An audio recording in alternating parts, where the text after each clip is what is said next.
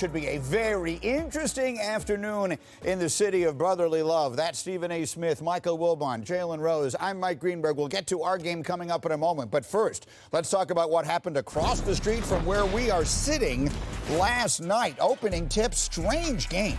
After trailing by 11 points in the second quarter, the Lakers completely flipped the script in Game 3 and beat the Warriors by 30 to take a 2-1 lead in that series. It's tied for the largest win after trailing by at least 10 in the last 25 postseasons. And give it up for Anthony Davis. He had 25 points, but his defense may have made the biggest difference, disrupting passing lanes, 11 deflections, and the Warriors shot just 2 for 10 from the floor when contested by AD. So we asked, and he delivered. So, Stephen A., what did last night's game tell us about this series? Well, what it told us is that the Los Angeles Lakers are going to send the reigning defending NBA champions home in these playoffs if they don't show up.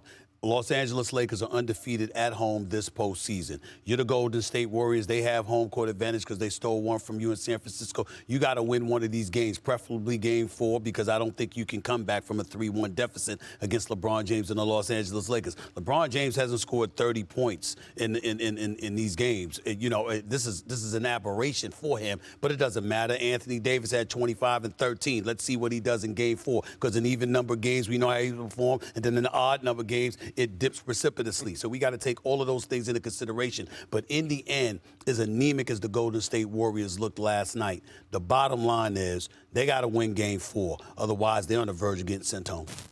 This is a pattern.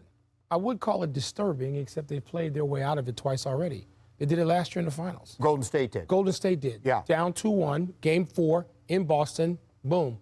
Last week, same thing, right? I mean, they get these situations, but last night was a little maybe more disturbing because they just didn't post. I mean, the defending champion with a non-effort. They committed stupid fouls. They committed lazy turnovers. They just acted disinterested. And this is not November. We're in the middle of the playoffs, and you could see you could hear it in the tone of some of the post-game comments. So I expect, like last year we talked about this in Boston, I expected the champs, one-time champs then, to play like champions, and they didn't become champions again. We saw this with Sacramento. We're seeing it again with the Lakers. And I think it says less about the opponent than it does about the Warriors, whatever motivates them. The Warriors lost their composure, in particular for a group that have won 4 championships together. And it showed me that them being terrible on the road in the regular season is going to probably end up leading to them getting bounced in the postseason. Steph Curry saved them in Game 7 and had 50 points. Remember, nobody else really showed up except Looney showed up on the boards. And the word foul kind of just stood out to me. Personal fouls, defensive 3-second fouls, flagrant fouls, technical fouls. And a team that normally finds its way to play with an 11-point lead and expand on it loses it by halftime when LeBron had 0 points in the first quarter and ultimately ended up losing by 30. Strategically, where is the edge now? What can the Warriors do to reclaim this and put themselves back in the series? You got to get Klay some opportunities for catch and shoot. Like, he's one of the best of all time doing that, but the Lakers forced him off the 3. He had 6 turnovers, the most he's ever had in a playoff game. And also you got to get Anthony Davis working on defense. In particular, your bigs got to be productive. Draymond got to stay in the game. Looney got to be productive. Green got to knock down shots. Well, there's one other thing, though. Jordan Poole does get paid. I mean, last time I checked, he does actually receive a check, okay? He receives a check. He has a uniform. He's allowed to travel with the team. They're in the same hotel. Last time we checked, he was on this roster. Where the hell was he yesterday? I mean, the fact of the matter is that, you know, with Steph Curry and Klay Thompson, knowing the pressure that's on them and the load that they have to carry, one of the reasons you were comfortable giving Jordan Poole $140 million in the offseason is because you said, you know what, this brother can play, and he is the perfect dude to spell for them when we take them out. That hasn't been the case for the most part throughout these playoffs. He's been a disappointment. He's had moments here and there, but overall, he's been a disappointment. He's got to show up, too. That's fair. He had 5 points last night. Meanwhile, let's bring the same energy, if we feel like it, to praising Anthony Davis that we brought in questioning him. Everyone in the world had a spotlight on him last night as they came home. That felt like a very big night for Anthony Davis. It was. He rose up on both ends of the floor. It was, and he did. But I don't know that it forecasts anything. I mean, this is the pattern. Again, we talk about patterns. I'm talking about Golden State and being critical of them for falling into this and just taking a game off during a series. I don't think Anthony Davis is taking it. The difference where I am less critical is I think Anthony Davis is giving us what he can give. Is it what people want to see? Does it measure up to this fraudulent billing of top 5 player in the league? No, it doesn't. But this is what he can give. And he's not going to be great every night. And he may not be great in Game 4. He was great in Game 3.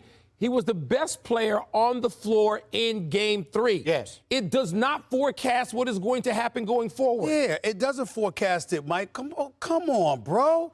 I mean, the man is averaging 27 and 17 on 55% one game, and then the next game is 13 and 10. That's who he is. No, he's not. Yes, he is. No, that's not he got true. years of it. That's not. No, he hasn't had years of it. He has not. No. Not that kind of precipitous Since drop the off. bubble. The next game. Since the bubble. Not that type of the precipitous drop off the next game. If the man set up there and averaged 27 and 17, and then, okay, I'm going to hit 20 and 20 points and 13 rebounds, I'd be different. But that kind of flagrant drop off, no. Anthony Davis, just like I told his peeps last night, he could do better than that. But that's why averages are deceiving. Because you can go for 40 and 10 and it averages 30. I agree. Okay, but what I'm saying 25. is he hasn't had that kind of drop off from game to game, though. But you know, one of the things about AD also, a lot of times he ultimately gets injured, so he isn't playing 20 to 25 consecutive games. Right. Now, since he's playing consecutive games, you get a chance to see the peaks and valleys. Please be that low. I don't know about Michael. should. Let's deal with what is. They are. We can sit here and decide what he ought to do. To hell with that. Okay. What are we getting from him? What is going to happen from game to game with Anthony Davis? You're going to get variation. Okay. Period. Okay, Facts. that's fine. Well, to answer your question, Yeah. you talked about giving Anthony Davis praise. Are we ready to do that? Hell no. You know why? Come to me after Game 4. We knew what he was going to do last night because he stunk up the joint in Game 2. So we knew he was going to show up in Game 3. Now let's see what you're going to do in Game 4. Give me the second game. The second game, not necessarily back-to-back as in one day and then 24 hours later. No, you got a day off in between. Then you play Monday night. What did you do in Game 3? Can you do that in Game 4? Because the numbers show us that because of what you did in Game 3, Anthony Davis is going to stink up the joint Monday night. I'm saying no, I don't expect that from him. He is a great player. Yeah. I expect him to be better. He doesn't have to drop 25 and 13, but he don't have to stink up the joint. But he also can give you back-to-back 20-point games, as you pointed out. That's right. Multiple players have done so in this postseason. He hasn't been one. 37 different players, Greeny, have had back-to-back 20-point games or more. But he is not one of them. And so what is more important in that equation? What other players are doing or what Anthony Davis shows you? Or what he should do. Or what he should show us. He needs to do it 4 times over the course of this series. So far, he's done it twice. We'll see what they have in store. Thanks for watching ESPN on YouTube. For live streaming sports and premium content, subscribe to ESPN+.